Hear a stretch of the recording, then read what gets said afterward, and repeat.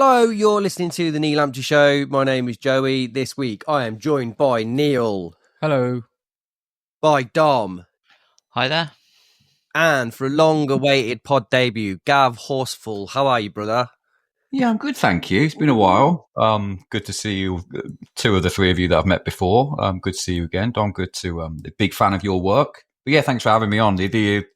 The original, the still the single best podcast that Coventry City is. Oh, God. Oh, jeez. I can't place the year that we met, but that the three of us were all nominated for Football Content Awards, and we were all on the same table at the Manchester Football Museum, weren't we? November 2014 it was, Joey. November 2014, correct. I definitely don't fit in that suit anymore. Well, we also don't fit on that nominations list anymore because that is what a table that was, eh? 3 nominees. Talking about peaking too soon, we couldn't fucking buy a nomination now if we wanted. Yeah, so I'm glad that was as good as it got that night. Unless we forget, of course, Neil, you won yours. I don't ever forget that. That's still on my LinkedIn, the lot. I remember Gav's face to this day, the shock turning around, and I was like, yeah, I definitely did peak that night, I tell you. Had you two met before that night? No, hadn't actually. Well, no, technically we had, because I bumped into him in the hotel room. It's weird. I remember that exact same meeting of I was just coming through the door and you were just coming out, and we'd never met in person, but I think Neil's just someone. He's got that style, that panache, that kind of like gravitas. Sure. So just like I thought, yeah, you're Neil Allison. I'm sure it has to be, doesn't it? Yeah, I remember. Absolutely. I'm just very, very good at recognising everybody because I live online back then, didn't I? So I just thought, I know this person. I've seen him before. I will say hello, and I did. Lest we forget as well, we were talking yesterday about the genuine all-time greatest podcast episode ever, which is the What's the Crack episode, where David Collins explains why Neil left the podcast, which I listened to again yesterday. And we should say it's not me, Neil, by the way. Yeah. No. Well, yeah. Sorry, the other Neil. Is it Neil Littlewood? Yeah. And if there is one lesson to take away from that podcast, is it's okay for someone to introduce themselves to you, but it's not okay for you to introduce yourself to someone. There are rules. Yeah. So one of you was very in the right, one of you was very in the wrong, but I'll let you after. Maybe you'll do that on another day of who was right and who was wrong. Link in the description for that podcast. We're miles away from moments of the whatevers, but what about award recognition for you? Probably, certainly, maybe on a par with Neil. Certainly, way ahead of what I would have deserved in terms of recognition. Where are your awards at?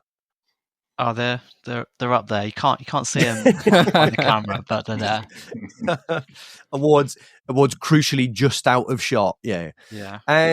Right, okay. Moments of the fortnight-ish. Gav, as our guest, would you like to go first? My moment of the fortnight, Ellis Sims. After I loved seeing Josh Eccles and Jada Silva try and bully him after the game on Saturday when we beat Swansea. Try and bully him into doing that thing, that everyone does these days, which is the way. Yeah. And he's just absolute refusal, even after getting the opener, having a decent week, and his absolute refusal to play any part of it. It made me smile. Good man. I was thinking about this. I don't think I've ever been as fascinated by a footballer as I am with Ellis Sims. Clearly introverted, clearly shy. I don't know whether you saw there's a bit of content or whatever. Lodge Diary, yeah. Lodge Diary or something like that. And he sat there and he's just, people talk about confidence, but I refuse to believe that, to get to where he is, anyone to get to where he is in professional football, he must have just an innate sense of self-belief. He must have tons of resilience, more than any of us can ever kind of imagine. And it just made me smile on Saturday when I just thought, and I'm sure we all sit next to people who are, don't give him the time of day. They give him, one poor touch and they're on his back already. And it just made me smile on Saturday when I thought, He's not changing, lads. Get used to it. He's not going to be. He's not going to be peer pressured into anything. And I just a lot of time for him. Obviously, I hope he does well, but just seems just a genuinely nice bloke, and really hope things are gonna work out for him. But yeah, I love that. Eccles, and you can imagine Josh Eccles. He's probably the lad at school who's always trying to like push someone into something they don't want to do, like hanging in the background. And Sims weren't having any part of it. And love that. Love that on Saturday. Just while we're on Sims, and going to jump the gun ever so slightly, I don't know if anybody's. I've tried to be off Twitter a bit because of just life. But I had a look today, and it's part of the reason that I'm trying to be off Twitter. This absolute polarity about Sims last night, that either he is a misunderstood genius who just had the best game of his career, or that he was worse than dog shit. And I haven't seen, and I know that it's very unlikely that someone would go online and say, I thought Sims played okay. So you've got to temper it with that. But I can't believe that anyone watched it and thought anything other than he played fine, didn't he? But that he made like one crucial mistake, but he was all right, wasn't he? He wasn't incredible. He wasn't shit, was he? But there's so many people that I've seen that have just cut that one of two ways.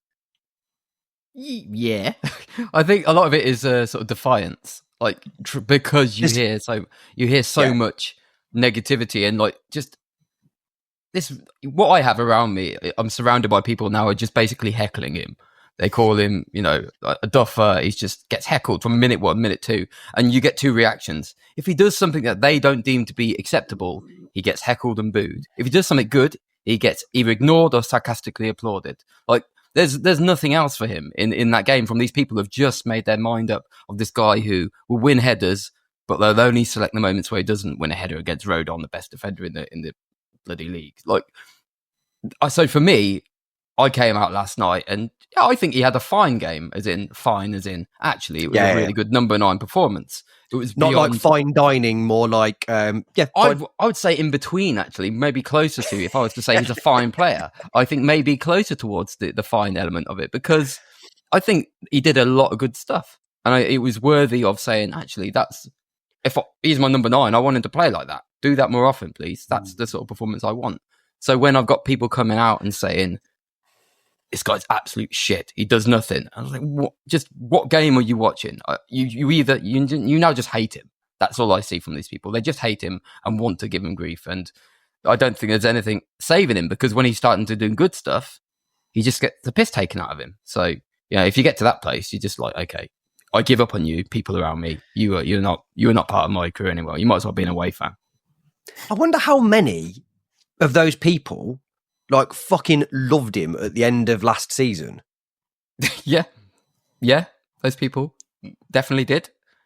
And then they decided, he started playing badly again, or didn't do as much. So let's hate him, because we have to hate him, because he doesn't run the way that we wanted to run. But then does that mean that they can be turned again? Does he score 8 goals in 10 games at some point, and then they just all clapping on their doorsteps again for him? They probably will, but I can't ignore the heckling. I'm not having it. I'm not having you heckle our player. No, you can be annoyed, you can moan, but heckling the man, shouting out, I can't remember what their nickname for him was, but all night long just screaming this out at him. It's like, you realise who he is. You realise that isn't useful. You're just serving yourself there. If I won mad Euro Millions money, live in a volcano money, I would pay you, Neil, a really outlandish sum of money to give up your business and work full time as fan behaviour coordinator. Sold. I'm in. Yes. Live by my rules. Yeah. Absolute iron fist. Too much focus placed on how disciplined we live and die in these towns are. Ejection. Yeah. Yeah, there are rules. You must live by them. This is what I mean. Yeah, but I would like to see someone actually conduct it like that. I would ideally like to see us have the crowd halved before half time, so that I could get a point much easier. I looked at him when he gave the ball away I looked at him. I'm emotionally invested in his performance as a, and his journey with us, and he looked gutted, right? I looked at him instantly once he gave the ball away for the first yesterday, and you could tell. There was a couple of other occasions yesterday. I think I don't know whether you'll notice, but Thomas Asante, the first time I've seen which maybe we'll get onto later, like Thomas Asante was kind of like throwing his arms a little bit up in the air, and there was a little bit of like, both have clearly had like a good couple of weeks, and they're expecting more from themselves, which is good. But it'd be interesting to see how that plays out. We see there seemed to be a few players last night holding each other to account, which I think is a good thing and something we don't necessarily see. But you find yourself, it's exhausting at the moment, because you do find yourself, whenever he touches the ball, you're just desperate for him to do something to get the people off his back. But I don't actually think there's many. I don't think there's much difference between his good performance and his bad performances. I think there's a lot of consistency there. It's just that I just don't think people like that type of player. He looks awkward sometimes. It looks ungainly. I think that's a lot of it. Yeah, the awkwardness. Can we? There's the Venn diagram I imagine of people that don't like him and that would describe him as lazy would probably be. Anyway, Neil, your moment of the fortnight or week or whatever you want to call it. I think it has to be Mr. BTA. His goal is a goal which I think we all have these conceptions about what a player is and what they do, what they're capable of, for the sort of stuff that they do on a pitch. I as impulsive as I think he is, and as kind of good as I think he can be when he just does stuff sort of that comes naturally, I didn't see that coming. I didn't see him looping it over the keeper from 40 yards. So yeah, I think it was a Hamer-esque kind of attempt. Was it you who said that it was very Hamer-like? I saw. It's the first time we've seen a bit of Gus since Gus left. Yeah, it was very much totally audacious. Yeah, which is wild. So the goal itself was great, and also it's just this weird sort of excited commentary from Oggy and the likes, trying to figure out how far away it was. And at one point, Oggy got to 60 yards out, which had to get reined in a little bit. And he admitted, I might have got a bit excited there, guys. But not 60, Oggy, but a bit nearer. Yeah, good goal. I don't know whether this is something that you said, Neil, was that what I hadn't considered until somebody had said it is, imagine how fucking crazy you'd have gone if he hadn't have scored it.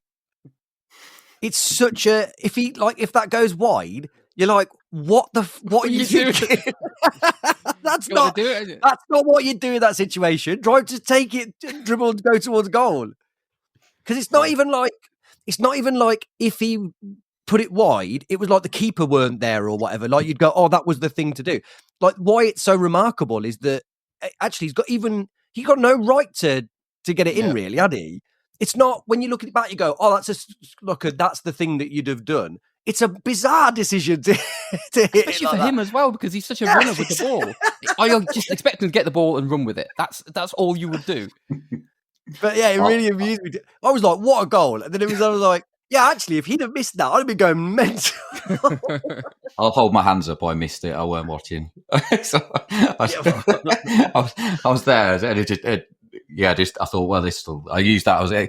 Every time there's a break in play, I'll get my phone out and just have a look at the other football scores. And then I hear us cheer. My wife's standing next to me saying, oh, you won't believe that. You won't believe that. And so I only saw it in real life at half time. You were there, weren't you? I was there, yeah, but I had my head down. I thought, well, they got it. They're gonna keep it for 20 minutes and just pass it along the back. Bang, and there we go. Yeah. Yeah, missed it. By the way, when we started to see Bissett, a load of lunkheads were like, oh, it's Gyökeres. But how about this for Gyökeres?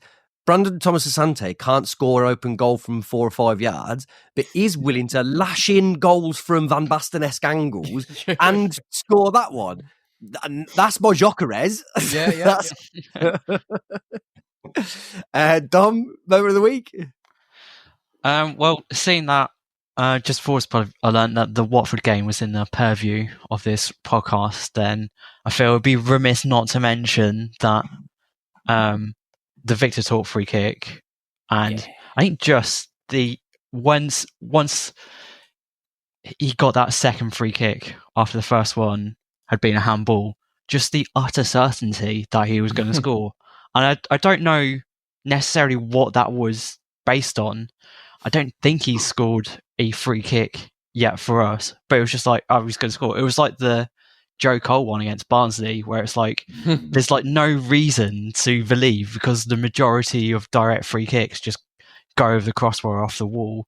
There's no reason to believe it, but it's just something about that moment, that range, and just feeling like there was just full trust in Torp's technique, and he'd had a fantastic game as well. I thought, just aside from that, he was just like really involved, making decisive actions, and it just felt like this was his moment, and he sees it. It was just fantastic.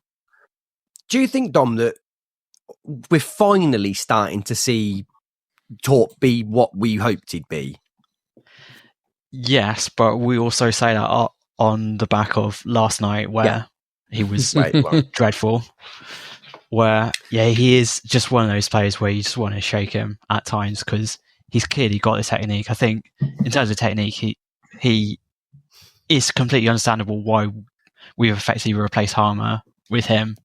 He's definitely got the talent, but it's just that willingness to seize control of games that he just doesn't do it enough. And it just feels like a lot of games have passed him by, and I don't know whether part of that's fitness, because he doesn't tend to play 90 minutes that often, or wherever it is. But it's just like when you see the amount of technique he has, you're just like, can you please do that all the time in every game for 90 minutes? Because you saw against Watford what he can do when he's on it. He's a very good footballer, but it's just that consistency and wanting it side of it that seems to be missing at times.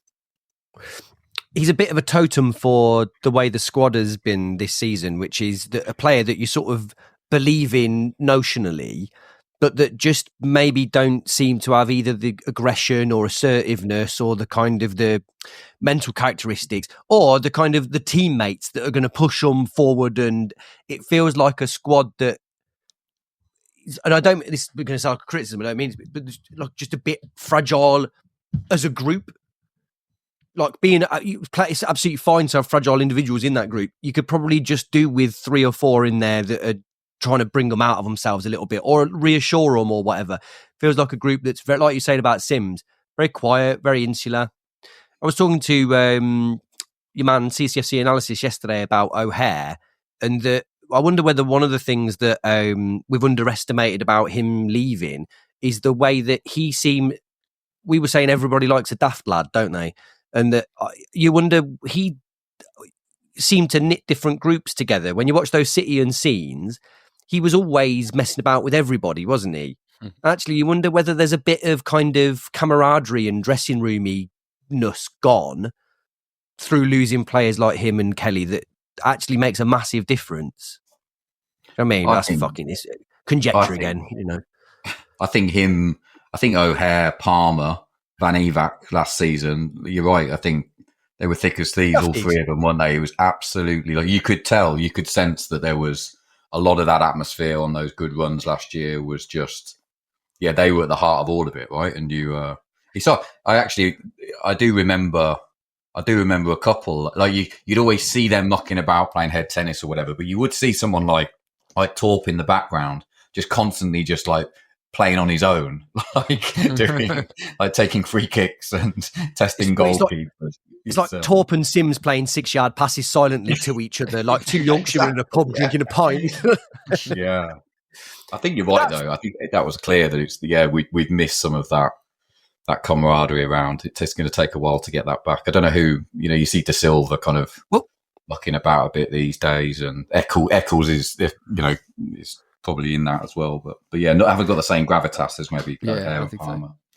But even so, De Silva's another one that's got a fair amount of character. But I wonder how easy it is to have your character or your ebullience in that situation knocked by playing fucking horrendously for weeks and weeks on end, and like your presumably like your roommate and whatever else in Casey Palmer's gone. Like, actually, it's a lot of forget, and we talk about it a lot, so we don't forget all that much. But there's so many different variables mentally and whatever else in players that kind of those shifts are really hard to. Are really easy to underestimate. Anyway, we're not even 20 minutes in yet, and I'm going existential again. We haven't started talking about football, so let's foot off. I'll round off my moment of the week with before the game last night. I met with Lewis Wade. Yes, and went to the Anecdote and saw the Proud Sky Blues in action. And just like, I mean, he was fabulous when he was on with us a few weeks ago, but just what a guy and what a group. Just really, really, really fantastic. We talked about it. Obviously, there's the video, and we talked about it a few times, haven't we? But being in there and everything, it's just a lovely atmosphere. Just a really, really good thing to see. And Lewis, top bloke, really top bloke, and was very, very, very patient at my mad ramblings at him last night. Right, Gav, question for you. Okay. Leeds earlier in the season, I was fuming at, like, in a way that I don't usually get, right? Do you remember how you felt after that one? A lot like last night. We humbled. I think I mean, it was an early season marker, wasn't it? I think we'd convinced ourselves at the start of this season that this was exactly the type of level that we should be at, right? Going to Ellen Road and competing. And yeah, we just didn't lay a glove on them at all, did we? And I thought it was a lot of the same last night. I think Did you feel like it was a bit more like? Did you? What I couldn't work out was I sort of begrudgingly accepted last night in a way that I couldn't with, and I think part of it is we did play a lot better than we did at Ellen Road, although that is the lowest bar possible. But I walked out last night kind of like that was what was going to happen at best, and it's only really happened because we've made two in recent weeks reasonably uncharacteristic mistakes that they've capitalised on. Look, there's no doubt they were great side. They were the best side in the division last year on all underlying metrics and data. Them not getting promoted last season will go down as I'm talking through my wallet here. Some of the back to anti-post. You got 90 points, didn't they? Which I think would have taken them automatic in basically any other season ever, wouldn't it? Absolutely, yeah. And you think of. That was what their first season down. They're clearly too good. What's the lad that they sold to West Ham on the left hand side? Somerville, the season last season. Yeah, I mean, arguably the best player I've seen in the second tier for many a year. But and I think what the leveler I always think is I don't really rate Farker that much. He's can be, tactically kind of outthought, and that was probably one of the reasons why they might not have got promoted last year. But it was just, it's just humbling, I guess, just to see a team just look quicker, faster, stronger. Obviously it was a lot better last night. Although I never put too much stock in second half performances when you're 2-0 down. The game state has completely changed. Their press was a little bit less. They gave us a bit more time on the ball. We're obviously chasing the games. We take a few more risks. The games. It was dead. It was dead, weren't it? And that, to some extent, yeah. I think both sides were reasonably happy just to play it out. Exactly. Yeah. Keep it at 2. Neil, I saw your tweet about XG, and it was huge. I think it was knocking on the door of 4 goals expected for them and half a goal for us. I lost count of the amount of times they were through on goal 1-on-1. Yeah, it was just like scary. It was scary, wasn't it? I mean, it's just we haven't played a side like that this year, have we? I think who have broken. But you say that like scary is quite interesting, isn't it? Like I think your point about the game state is probably the one that allows me to kind of reconcile a little bit. I'm like, okay, we felt like we tried to open up a little bit just to at least force something. I mean, you're at home, you've kind of got to make it happen. But the converse of that is always, especially with a team that explosive, I mean, this pace they've got is ridiculous. You're just going to get caught. And, I don't know what we have done if they'd score 2 of those chances and it goes to 4-0. Do we stop doing what we're doing and just say, for God's sake, stop doing that? Or do we keep, leaving the door open? The other thing that we've got is, across that back 5, a distinct lack of direct pace aside from sort of Bobby Thomas and Van Avermaet. I mean, Latabaudiere, I felt sorry for the guy. It's just pace is not his game. And there was one point in the second half. It was just before Bidwell got took off where he absolutely exploded to try and support the attack. We lost it, so he had to get all the way back to follow Dan James, who then lost it, and then we were on the counter attack again, and the ball was rolled to him from Radoni, and he just went, nah, I'm not doing it. He started the whole stadium groaned, and then he got took off, and it's like, I didn't give the guy a break. I just like, God's sake, this man is not a robot. Look, it's not fair on him. It was a bit weird. I mean, the only other point I'd make on it is just like, Gav, you did a tweet last night about sort of reality check, like, because that was the word, that was the phrase everybody was going at.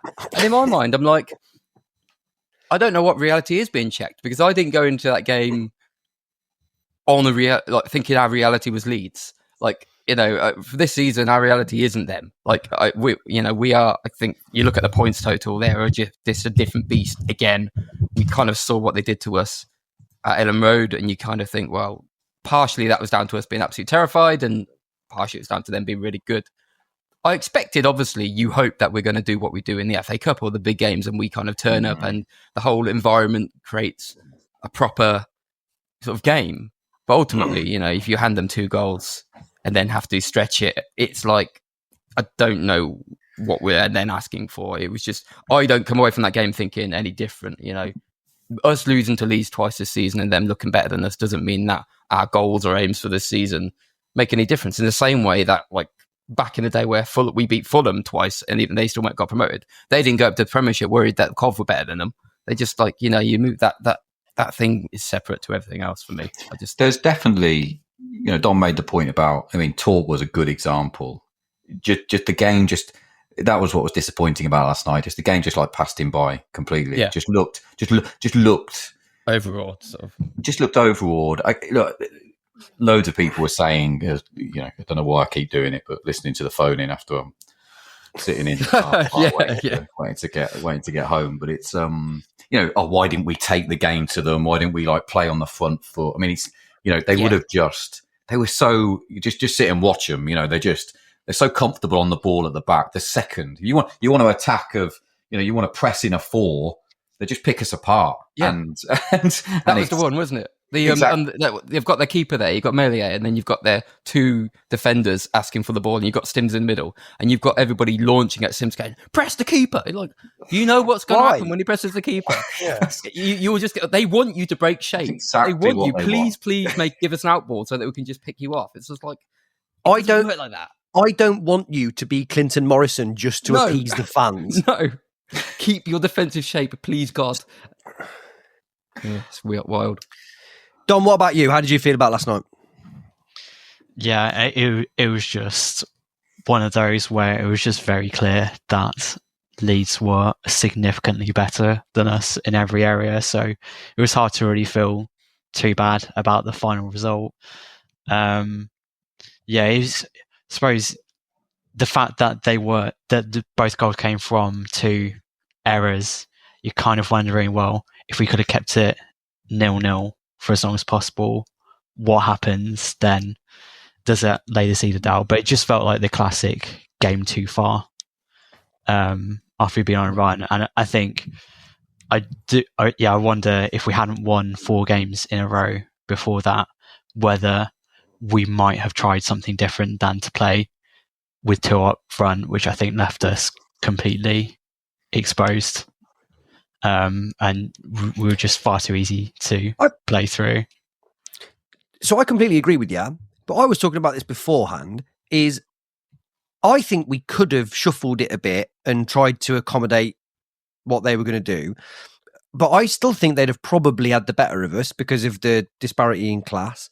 And I don't know whether, and this is, I can see Neil's face turn inside out as I'm about to say this, I don't know whether you go into that and do what we did last night, which is to keep that shape, even though I think we're going to jettison it in the summer and go, this is a good learning curve for this shape for the rest of the season, because this is the best you're going to get come up against you.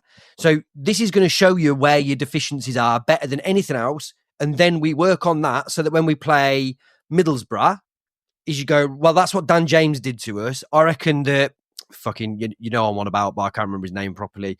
Was it like he's going to do like a 75% version of that, but we're going to not get caught out as well because we know. Do you know what I mean? Yeah. But I don't know whether that is terribly defeatist, is it, Neil? No, I don't think it is. I think we're also, it's when you've won 5 in a row, which happens rarely for us, but when you've done that 4 or 5, yeah, whatever. draw penalty shootouts. I mean, don't this count. I don't think Does the feeling not matter? Does the feeling? Fair enough. 4 in a row. When you won 4 in a row, I'll take unbeaten in 5. Okay, well, yeah, go on then. But if you've won 4 in a row, yeah, I get as a manager, you're in this sort of rock and a hard place where you either do what Robbins did a lot, which was say, well, it doesn't really matter. I'm going to change this team because I want to play horses for courses and like play the team that I think is going to win the game. Or you do the other thing, which is, well, they've won 4 in a row. I don't really think that Jamie Allen's going to be able to cope in midfield against Leeds, but it's safe on his own, by the way. Yeah, it's safer to keep it because, you know, what happens? You don't get any grief. Or I'm not saying this is what's happened, but I understand a mindset where if you've won 4 in a row, not changing it is a fairly easy decision to make because ultimately you're not going to get any criticism for that. But I think, you know, in hindsight, we can look back at it and say you probably could have changed it. But I think there was a lot of rationale to say, I mean, it might be a good learning curve for Lampard as well. You know, you've had this moment, you've had this sort of instant of a tricky decision to make. I would be perfectly happy with him in future doing the whole Robbins game by game. Doesn't really matter approach to football because Leeds is, and I take your point exactly, you know, it's a nice learning curve for the team, but ultimately if you want to try and get something from the game, I think you treat it as what it is, which is a bunch of very different players in a different system and try and build something that's going to be able to cope with that. But it's just conjecture. It's what happens after the fact. I mean, if we'd won, it would have been great, but there was a good call on the phone in last night. But someone suggested that would it have been a good show of authority for Lampard to hook someone after 20 minutes when it's clear it wasn't working. It alludes to maybe your point earlier, Joey, which is, I mean, this doesn't feel like a mentally strong enough side just yet for someone to cope with being. Yeah, that's drama, isn't it? I mean, yeah. Exactly. And I saw it was interesting when Grimes come on in the second half. I think we all sat there waiting because you're thinking, well, who's Grimes come in for? And Alan looked absolutely kind of gutted. And he looked like, and he probably had a good 5 minutes before that. And he just looked, and you could almost sense that there was maybe him and Torp, maybe even Vadoni, I thought was really good last night. But yeah, you could sense there was a kind of like, okay, who's he come in for? Who's he going to take the place? And I thought it was interesting.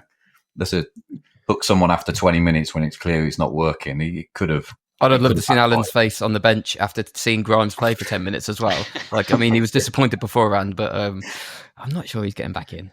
Are we talking about Championship Player of the Month nominee Jamie Allen there, by the way? We are indeed. Yeah. Ain't going to win it, but good for him. Obviously, good for him. The on that thing of taking a player off after 20 minutes, I have some time on my hands at the minute, and so I've been filling it by listening to lots and lots and lots of footballer and ex-footballer interviews. One of the things that I'm always fascinated by is that as far as every single footballer is concerned, being taken off in the first half is a crime akin to like murder. Even if it's even if it's like because someone's been sent off and there's a tactical reshuffle or whatever, is that the mental like distraught caused by being taken off in the first half means that even though I agree with you, like in my head, if I was a manager and I did it, I'd just explain to the player as they were coming off, you haven't played badly, but that every player is like, no, you've just absolutely made me look like a dickhead. You're like, well, I don't think anybody else thinks like that except for If I was a manager, that would be my approach to just like explaining football. Like, this is a team game. You realise that, don't you? Yeah. It's not about you. This is like actually you could have contributed in different circumstances, but the circumstances changed. Now you're the one that's been sacrificed for these reasons. It's not about you. It's about the function of the team. Especially now when we have squads like Brandes Tono Sasante sort of alluding to how it's been a really difficult start for him, and he's like not be playing. It's like, well, you've been coming on most games and doing stuff and having. if I was a manager, my mantra would be, look, we have a squad here. What I'm trying to do is build 90-minute performances, which means that I'm going to try and bring on a fresh person for 25 minutes. And it doesn't. And even if I think you're a really good player, I want you at your best for 25 minutes at the end of the game, rather than the first 45. I want you, Norman Bissett, running for 50 minutes against a knackered 35-yard defender, because that's more effective. They don't, like you say, that it's all so linear. It's all, I'm not starting, ergo I'm a shit player. And it's the same with the fans, really. We think the same. If you're not in the starting lineup, we think it's some major diss. But I think football's definitely moved on. Yeah, I would say so. I as a joke earlier in the week, I said, we've just won 4 in a row. Then we're going to record immediately after Leeds, so we'll completely ignore that and fixate on on the Leeds game. So I do think, for the sake of balance and to address a lot of the incredibly massive positives that we've had in that run, I think probably let's bury the Leeds game unless anyone else has got anything desperate to talk about, and go through some of the highlights of the last few weeks. That, for me, there is very specifically number one, and I use the phrase number one as sort of achingly, deliberately as it sounds, is Oliver Dovin. Yeah. Like, to make that mistake last night and still be unequivocally man of the match is fair. It's fair. And what I was talking to Paul last night about it, and that there's, in recent weeks, he's made some really high, standout saves. I thought that yesterday, particularly, is what I thought was brilliant, was that he made every save he should have made, bar that one slot. Does that make sense? So loads of them don't look spectacular, but he's in the right place at the right time, and just his basics are so good at the minute that we just look. Well, we look capable of transcending our defence. But we love that, don't we? Because we've had a season of non-basics. So. Say again, sorry. Well, we love that because we've had a season of keepers not doing the basics at all, haven't we? We're used to keep goals going through their legs. So, I'm taking this stable, steady goalkeeper. Definitely. So, if my moment of the week weren't going to be Lewis, it was going to be, again, CCFC analysis, put up a graphic, like a side-by-side graphic of Collins and Dovin. And I think it's this season as a whole, but I'm not 100% sure. Have you seen it, Gavin? You're laughing like you've seen it. I saw you retweet it today. Right. So it's a circle, and it's percentile versus other players in the league, right? And there's maybe, what would you say, 10 elements on it? Yeah. Right? So Dovin has got so if it's green, it means you're in the top 20% or whatever else. And Dovin's circle, bearing in mind that he had a slightly slow start, not anywhere near as bad as people would make it out. I'd say maybe 8 out of 10 of his are high green. This is you look at it and immediately right, this is a top class player. Collins's, I'd say 7 were as close to the core as they could be, which is basically saying this is the worst keeper in the division for almost every metric. But there were 2 that were bright green. One of them was propensity to play short passes. So not even that they worked, but there was it. But that just his choice to play short passes or whatever else. And the other one was shots faced. Yeah. Even the 2 that were good weren't even good. Out of his control. Yeah. It's such I think about him listening to this, which I know he isn't doing, right? And it seeming like I'm laughing in his face. The reason I'm laughing is I know he's a good keeper. He's going to go somewhere else and they're going to love him. Something's just corrupted here. He's just broke. It's it's not meant to. There's just something about him and Cov that's just fucked. He'll go somewhere else and they'll be I don't understand why they, all the times that play, when we signed Bidwell and the Swansea fans were this is the best player in the world. And then you're this seems like a good guy. Or you get David McGoldrick and everyone's oh, he's shit. And you're all the Cov fans are going to be oh, you've got a fucking duffer off it. No, he's going to be great somewhere else. It's just broken here for some reason. But any thoughts on, that's ended up being about Collins, and forgive me, but what's it? But Gav, Dovin, thoughts? Oh, yeah. I think, one of the things about, Collins coming back in, which now looks bad on, Dovin's performance. I was talking to some people I haven't seen in a while last night, just how, decision making to not put him in, not give him a chance as, longer chance at number one looks bad on all those people that give him a chance. But I think what was great about last night, back to Leeds again, but used to seeing Collins had poor performances hanging over him game after game after game. He looked like he was waiting for something bad to happen. Dovin's made a mistake in the first half, and he's forgot about it within minutes, right? Yeah, obviously gutted, but it's taken him 10 minutes to put in another top class performance. And never goalkeepers can always come and go for me. I've never really rated. I've never really seen the job as like that. Of course, it's important, but never it's not like a game changer. It's not a season definer, but it's But yeah, I think we got a good one, and he's happy with the ball at his feet. I was never a fan of the Collins, Thomas, and Kitchen ex Barnsley triangle that all came in together. I liked them when they were at Barnsley. Big fan of Thomas and Kitchen before they came, but it was just a bit too. As soon as one of them got knocked out the side, it kind of felt like there was a bit of a dynamic there that wasn't quite working. But yeah, like I said, hopefully we found our keeper now for the next few years. I'll tell you who is head over heels in love with Dovin. It's Paul. Of course. Like, Paul is absolutely sold in a way that I haven't seen for a good long while. It might be Gus was the last player. Like, Paul is, I'm getting text off Paul that like, it used to be Mark Robbins' Coventry City. It's now Oliver Dovin.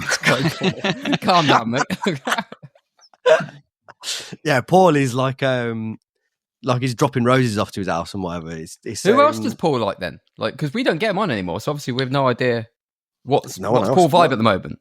Not really. Just, I think he's just. Obviously he's miserable, but like no, but do you know what? He's not. But I think this is where we're at. Is we're in a sort of weird sort of stasis at the minute where I'd quite like this season to finish. I don't think we're going to get the playoffs. I don't think we're going to get relegated. And I also don't think that what happens for the rest of this season is going to have almost any bearing whatsoever on next season. We've just smashed our wage structure, by all accounts. To what extent is arguable on a 29-year-old central midfielder? That means that now they're either going to have to, like, King is going to have to. He's either made a decision that he's going to have to attract a player that is going to want more money. And he's also got to accept that people like Haji Wright are going to come in and say, I won't take 10 grand less than this guy is on the next time that he wants to sign a contract. So I think it's very considered that we didn't sign more players in January. I think we're treading water for the rest of the season, right? This is literally just, and then I think what will happen is, I think my guess would be, I think we see something fairly seismic in the summer. I think we spend more than we've spent before. I think we try and attract possibly a different and possibly an even higher caliber of player. And I think we either go up next season or we become like post Sisu Cov the season after, where they go, wait a second, we spent £1 million on Freddie Eastwood 2 years ago. We've not gone up. We need to sell everyone now. Aren't we 3 points off the playoffs though? Is that treading water? Like 3 points off the playoff, like, but it's best form team over the last 25 games. Like, we'd need to average, realistically, more than 2 points per game between now and the end of the season, right? We've been averaging more points than anybody else around us barring the top 4 in the last 4 games. No, for the last 24 games. Look at, we're 5th in the table. Like, I'm not saying. To be fair, I don't know why I'm screwing my face. You obviously know because of how specific those numbers are. Yeah, exactly. I'm being very specific because it's the only one that makes my point. Like, I have to create those numbers. But I think what the point is, there's a discrepancy between the top 4 and the rest of the league, like, this season. But that creates an opportunity for at least the season to still be something that we can kind of deal with and take notice of, because, those points, those top 4 teams have all run away and gone and done their own little thing. And then you've got the rest of these, you've got another bunch of teams who are no different or better, really, to us, based on everything I've seen over the last 24 games. Does that not mean? No, of course, and forgive me. There's two different things here. I'm not saying like get on the beach, piss the season away. But what I do mean is that I think he will, in all likelihood, at the very least, until he's got Wright and EMC back, maybe. I think this is the formation that we'll see for the bulk of the rest of the season. But I don't know, but maybe this is me, right? I'm certain that he won't be playing this formation come the summer. No way. He doesn't want to play this. This is what's happened. We talked about it last week, didn't we? About him making a very pointed point about Saka and saying he's a winger, but unfortunately at the minute I can't play wingers, and so he's not on the pitch, even though I want him to be. We will be playing some version of 4-3-3 or 4-2-3-1 next season. I would bet. I think we'll have that back sooner rather than later. I think when all those players are back, when you've got Haji Wright, EMC, you're not keeping Haji Wright, EMC, Sakamoto, or on the bench, and you can't play. You can't play the 3-5-2 with EMC, can you? I mean, where's he fit? Very quickly, I love the fact that I was like, look, let's try and highlight on some of the positives over the last few weeks. Dovin's good. Anyway, let's fucking argue again. This is a better conversation. No, you're right. So I tell you where the problem is for me is who's a better player, Sheaf or Allen?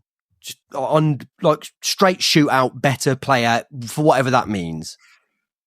That's rhetorical, right? Yeah. But whether it's rhetorical or not, I guess we'd all say Sheaf, yeah, because that's right, okay. But functionally, and we talked about this last time, Allen coming in has given us more than what we had, yeah.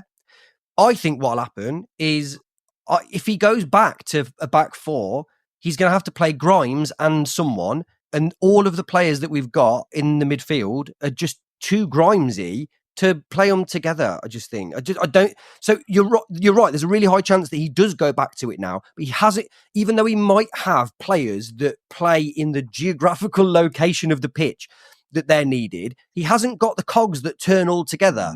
He could play Grimes and Sheaf, and Grimes I think is only here because he's going to. I think Sheaf was probably meant to go in Jan. And that because he's got injured, they've gone, well, let's just bring the Grimes signing forward because we're not going to have Sheaf here for the rest of the season anyway, or for the bulk of the rest of the season. But Grimes, I think, is a Sheaf replacement, not a player to play alongside him. And I don't know whether it's Grimes and Allen. Maybe, but is that...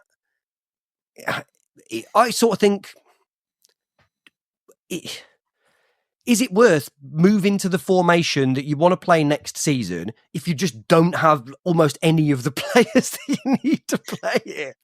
I think you're not just Russell Martin again, then just stubbornly going, this is how we play.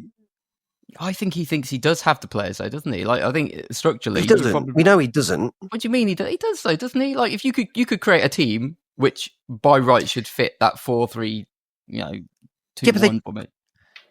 But they don't, because this is the same. So we've got enough central midfielders, we've got enough wingers. It's just that they don't have the skill set to play the way that position is required to sort of do that right. I'm talking for too much. Dom, I'd like your take on this. You know about these sorts of things. Yeah. I just talk loud. Yeah, I think I expect us to switch to a back four. I'd imagine we'd play it on Saturday just to freshen things up in the cup, and then and I think we will switch to a back four quite quickly. Also, I think that's probably the best way of having Grimes in the team.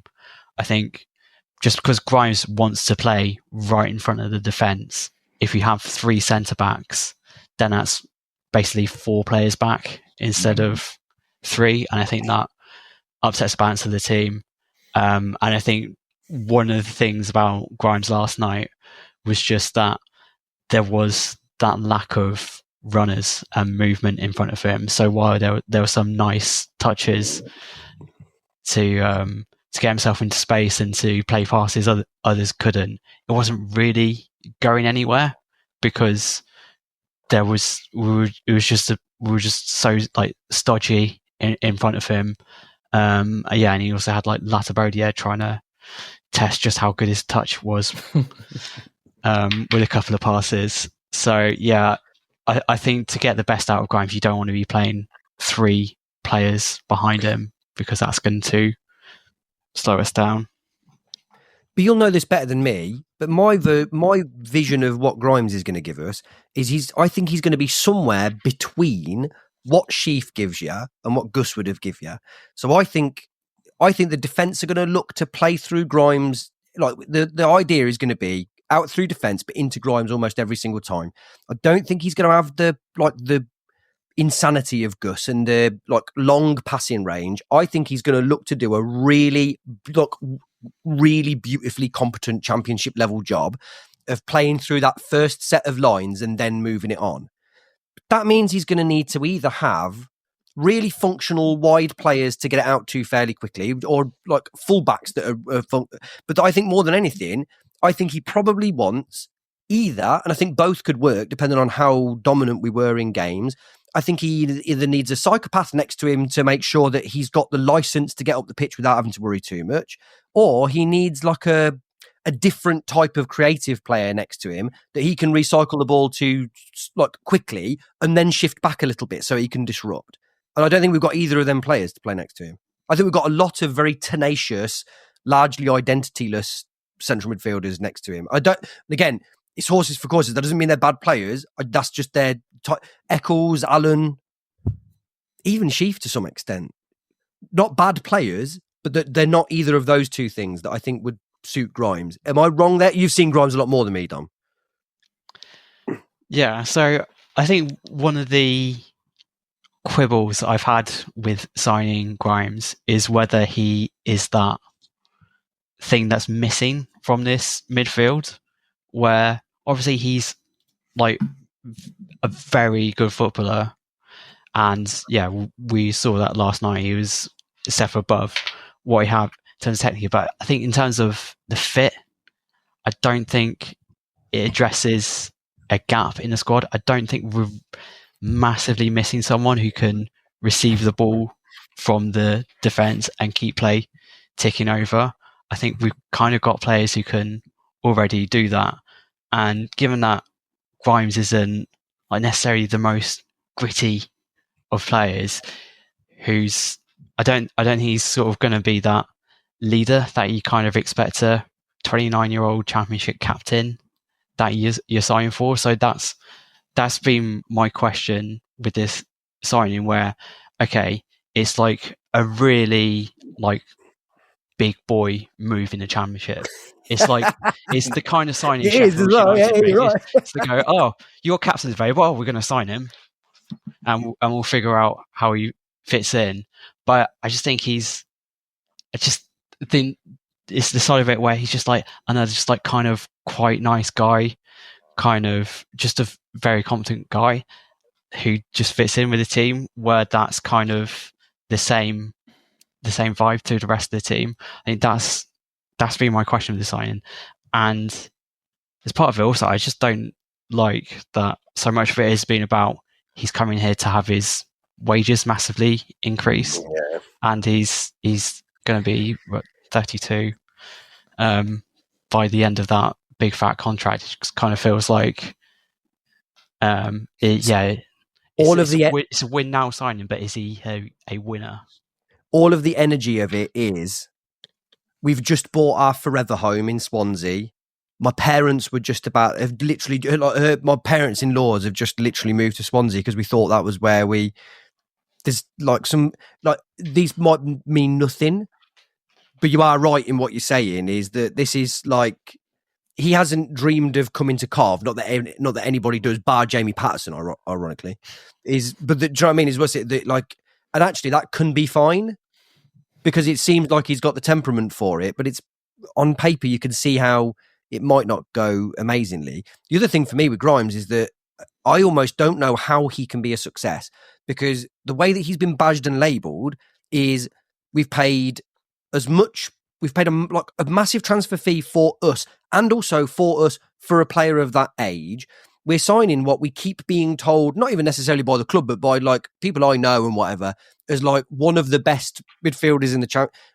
The expectation levels, and probably quite rightly so, are so massive that unless he is walking on water almost immediately, which I don't think is anywhere near a fair expectation for a guy that is going to be so obviously his ability levels and what he does is going to be based on what everyone else does. He could get really fucking like in trouble very, very quickly, I think, with fans of like, if he's not moving mountains straight away, I can see people being on his back quite quickly. As much as people clearly want to like him. Again, you're another one that's probably seen a lot more of him than I have. I thought it was a fascinating signing, and I read Dom's piece and I agreed with it, completely about it. It would be very interesting to see the patience that our fans have got. The Swansea fans absolutely loved him, but they have been fed a diet of possession-based football, keep the ball at all costs. I've walked away from enough defeats by Swansea over the past few years where our fans are still saying, "Well, they beat us, but I wouldn't watch that every week."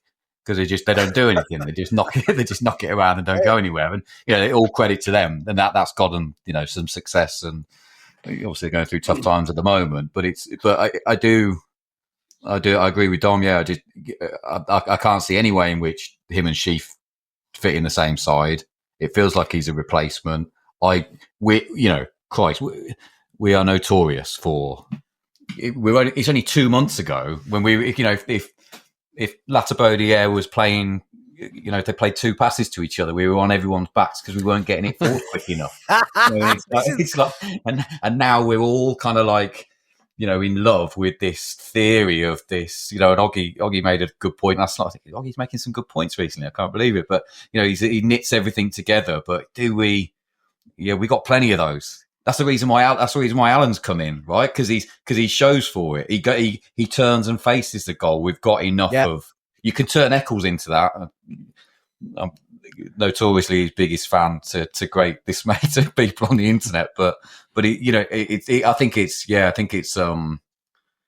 odd. I do kind of get the sense. Is it King just wanting to do what Lampard wants early doors and just kind of set the scene? He definitely wasn't maybe going to do nothing, so he had to do something, and here we are. So whether my theory is right, and because it's me, I'm absolutely convinced it's right, is irrespective of whether he's come in as a replacement for Sheaf and it's just happened that we've brought him in 6 months earlier or whatever, whatever he's coming for, he's only going to be as good as the player signed to play next to him, and possibly even the centre-back to play behind him.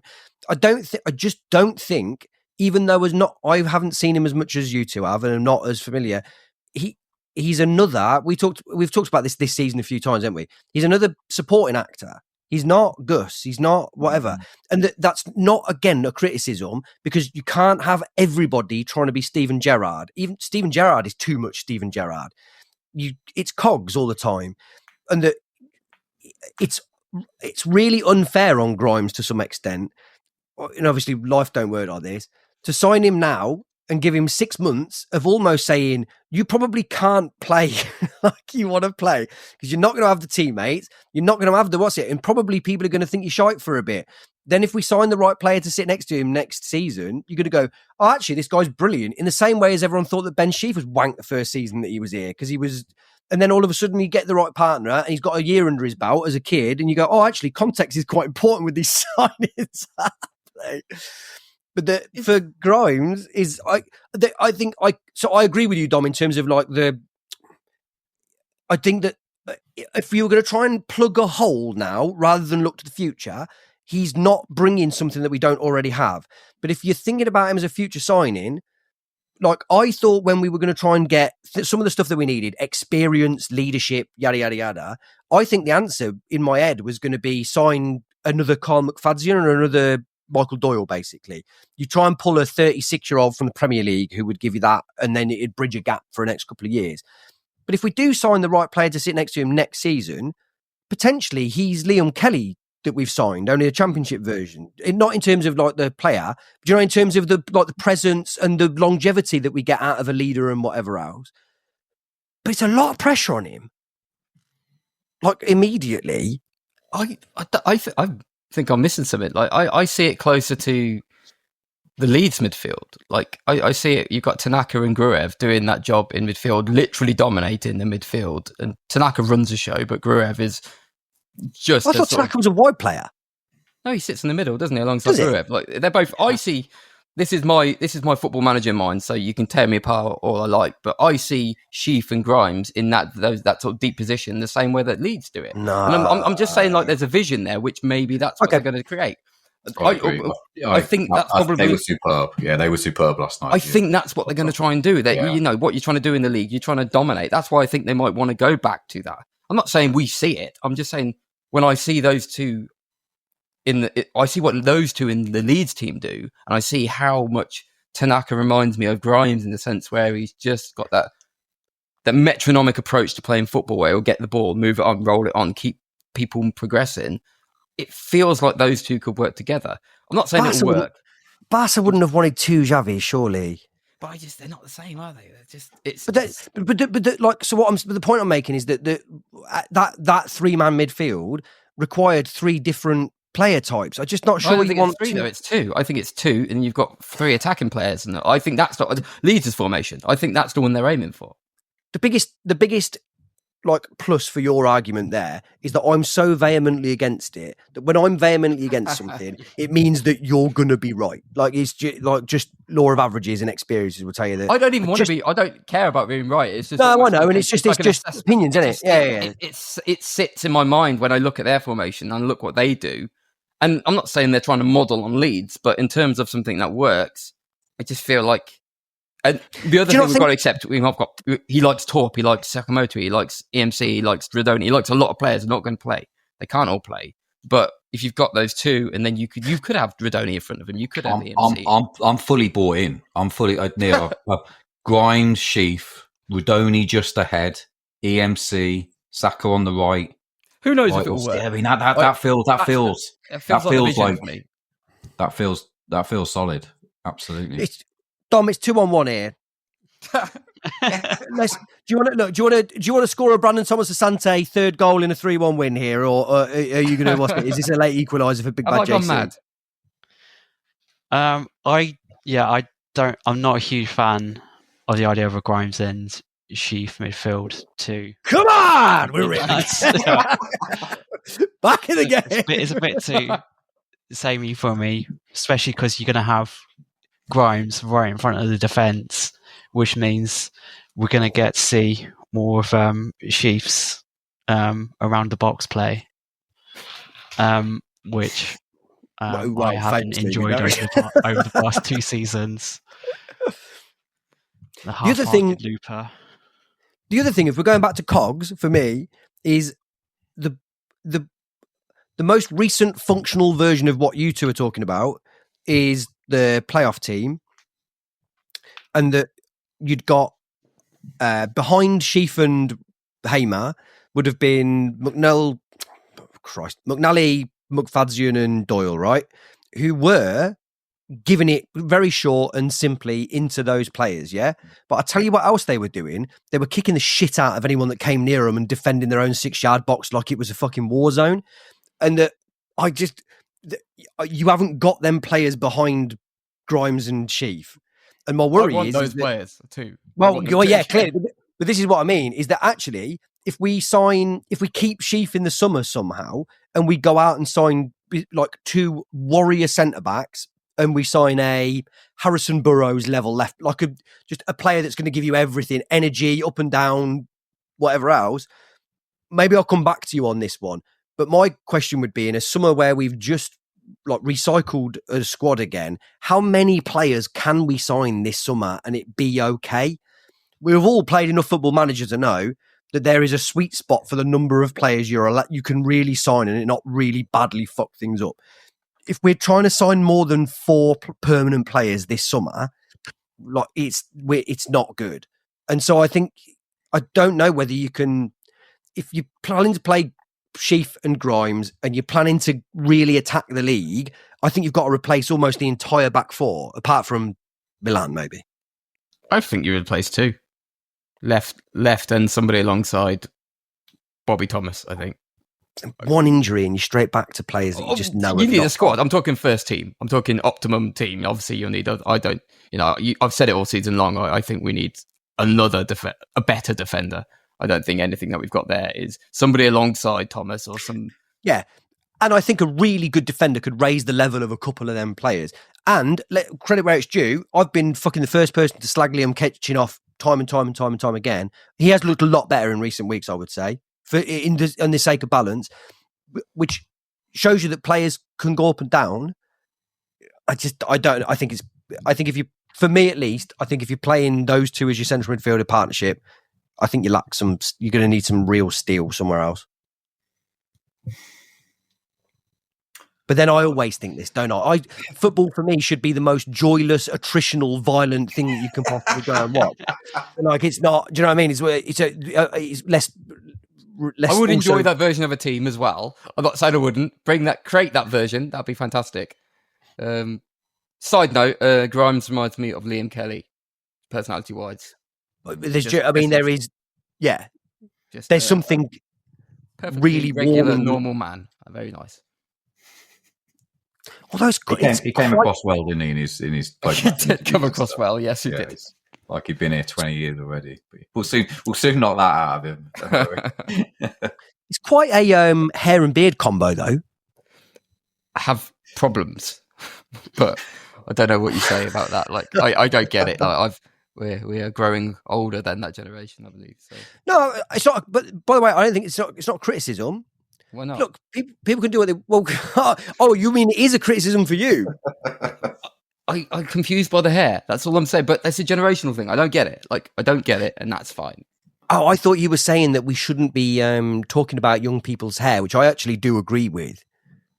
I was like 20 years ago. I had the whole emo thing on the go. Like the broccoli thing nowadays is just that thing. It's just happened. It's just what it is. I can't slag these people off.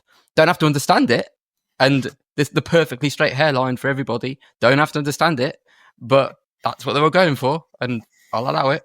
That's what the current trend is. Yeah. I think I might have said this when drunk in a text message yesterday, but to me he looks like Britain's youngest abbot. He reminds me of a very, very young sort of 2025 version of Albert Steptoe. This is what I mean. He's curiously anachronistic.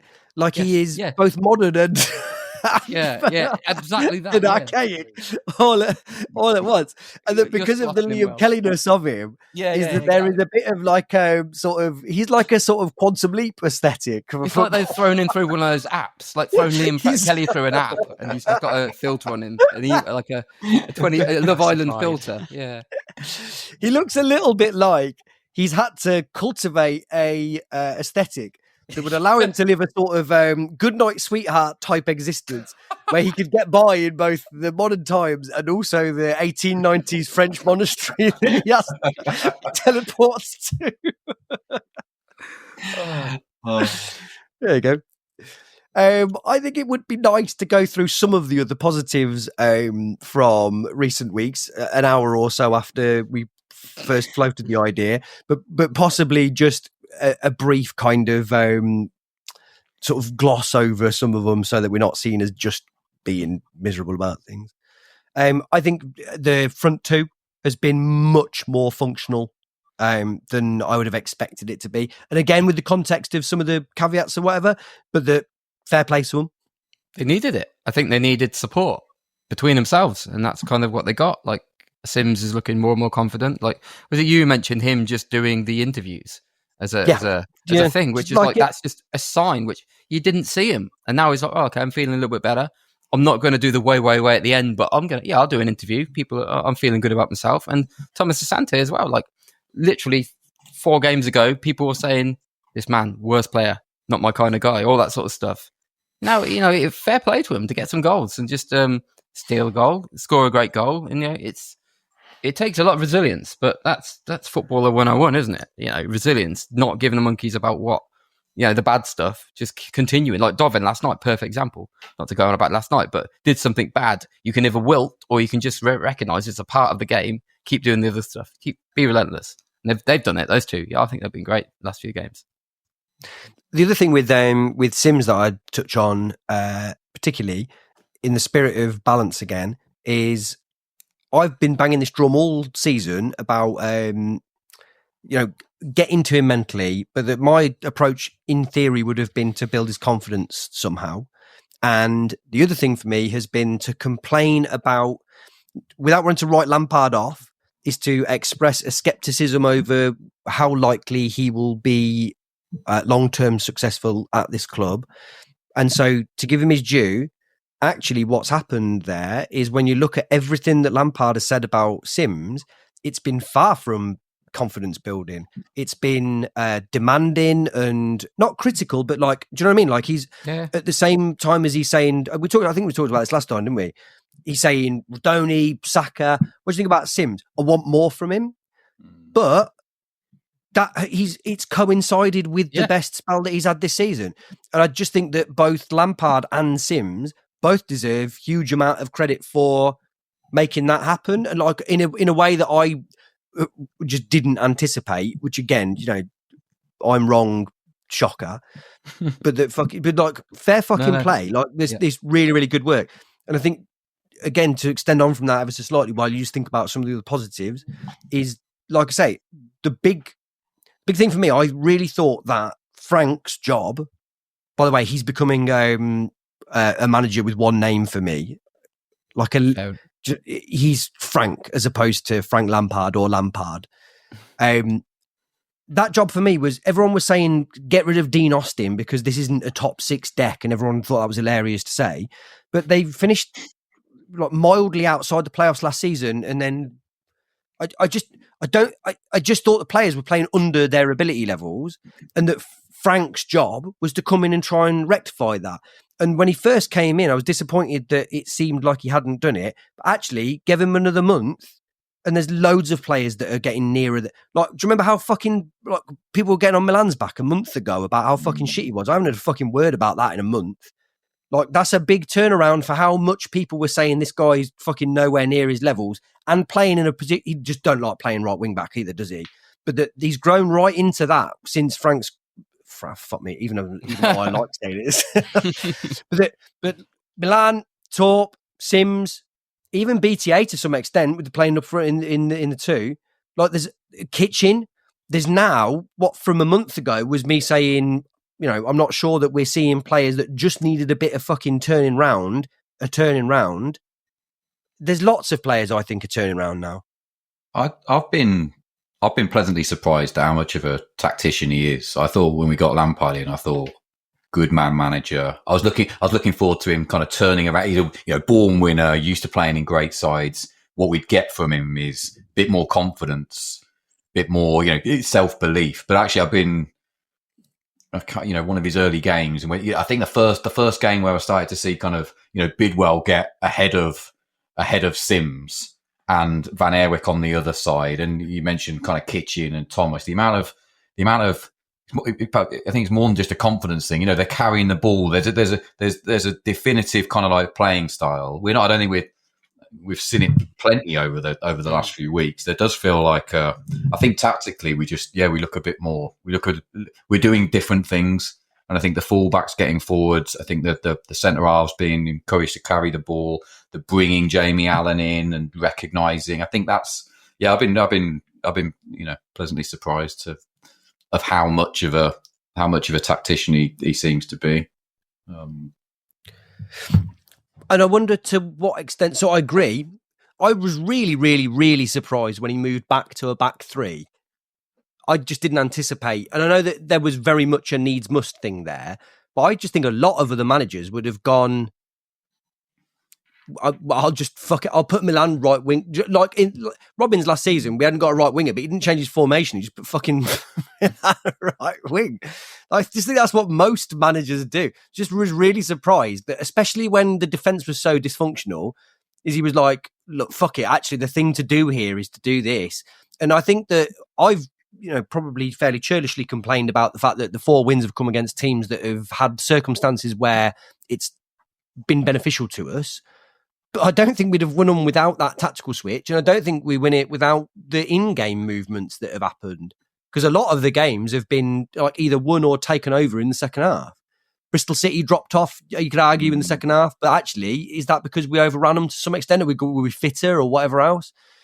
Like, Dovin kept us in the Blackburn game, but then second half didn't really exist, did it? Like we smothered it in the way that Leeds did last. So I really agree with you, and I wonder whether I've accused King of being a bit misspoken through that thingy about like bringing in a certain type of coach and not feeling that Lampard is it. But I wonder if he is.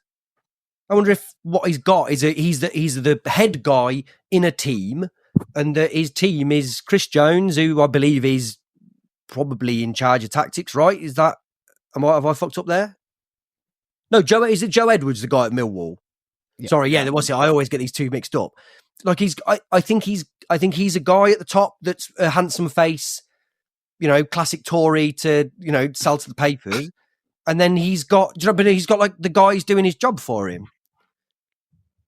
That was necessary. Maybe, yeah. That's probably how it should work, right?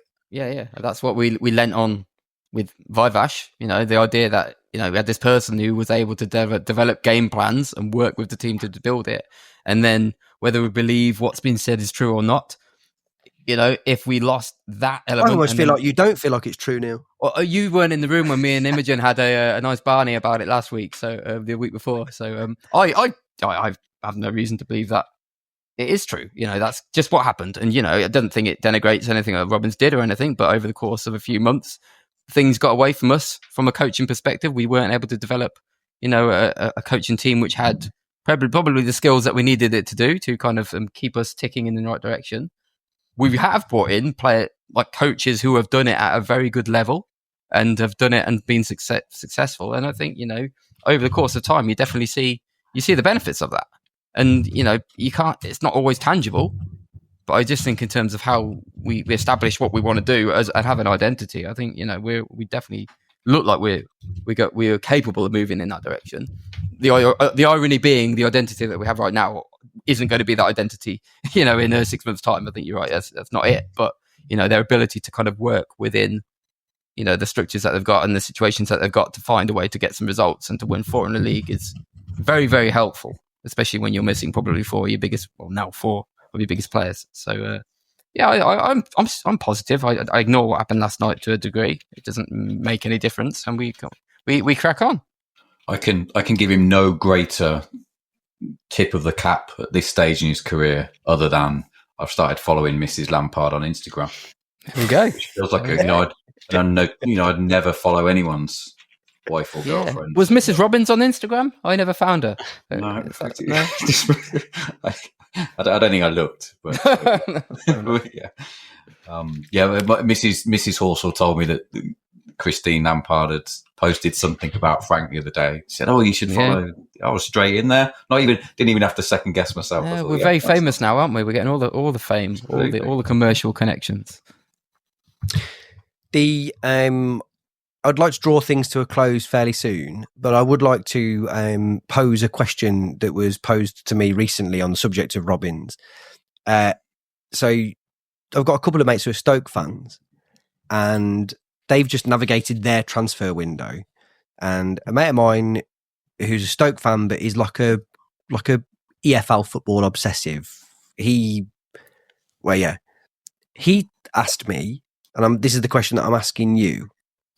Can Robbins pick a player?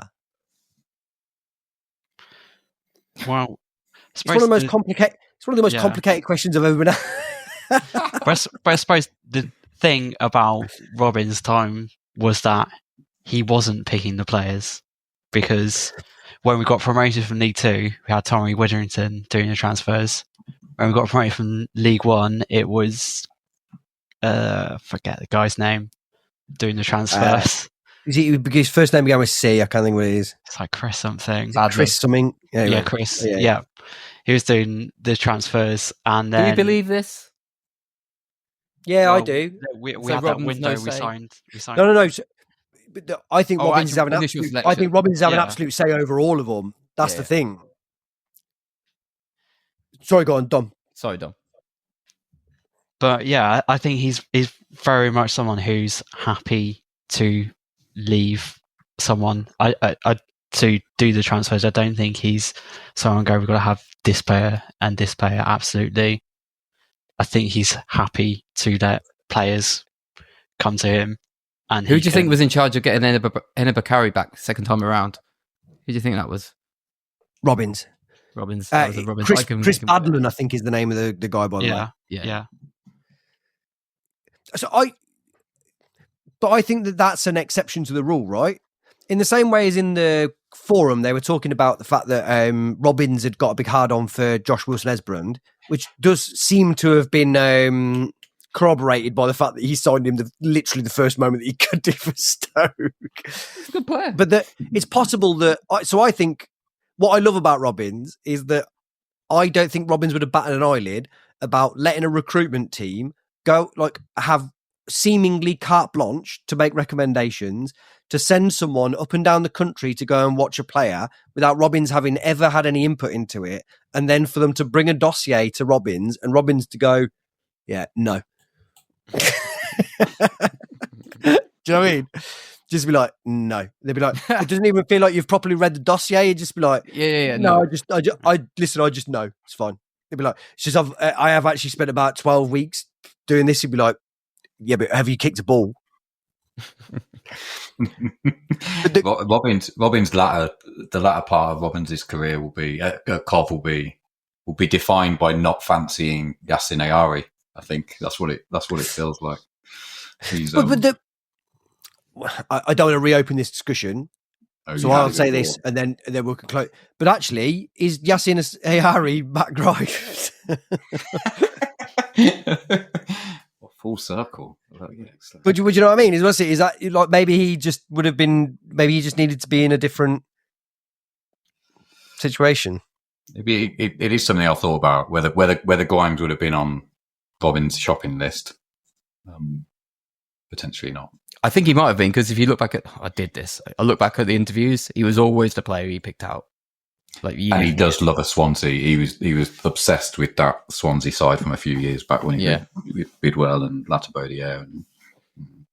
But it's a really opposite point from you, Dom, is that Swansea have had like Leon Britton walked so that Matt Grimes and Joe Allen and everyone else could run, right?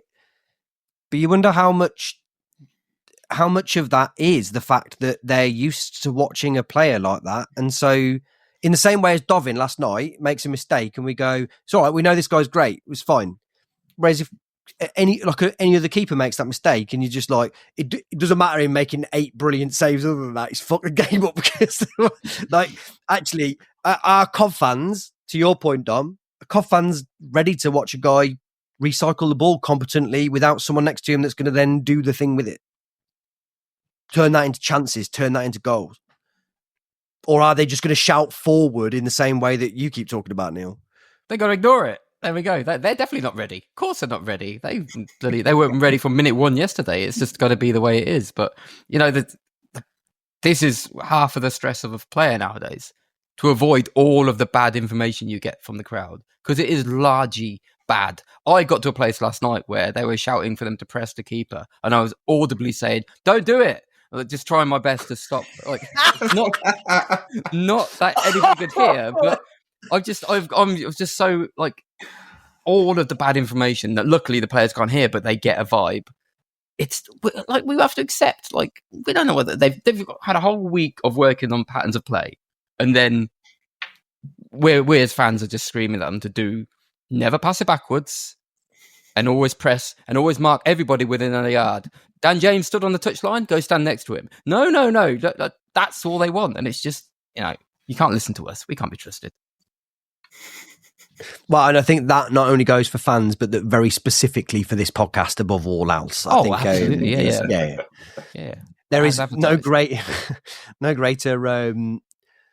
arbiter of talking shit than... On that note, and again, that feels like a very significant place to end on. Right, anyone really need to express an opinion more so than we've already done? Gab, promote your pod.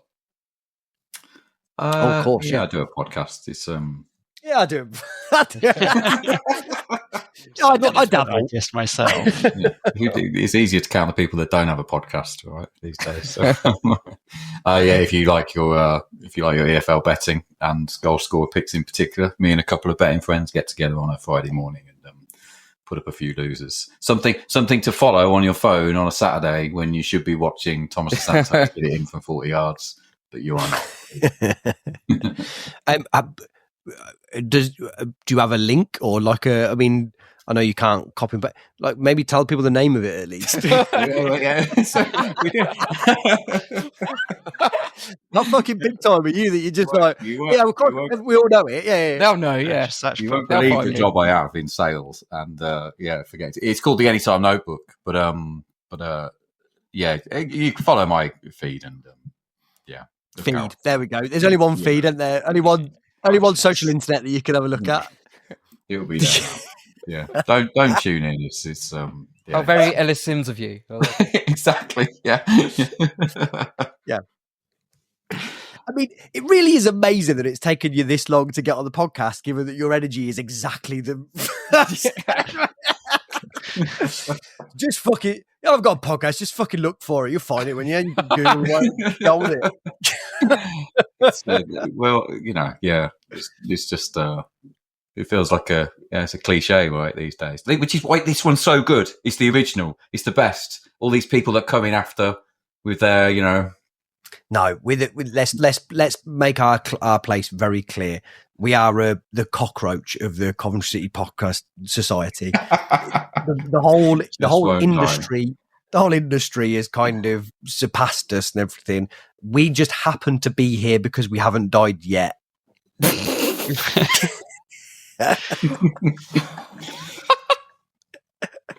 We should, if we'd got any credence, we should have much more content stolen by the second tier podcast than we currently do.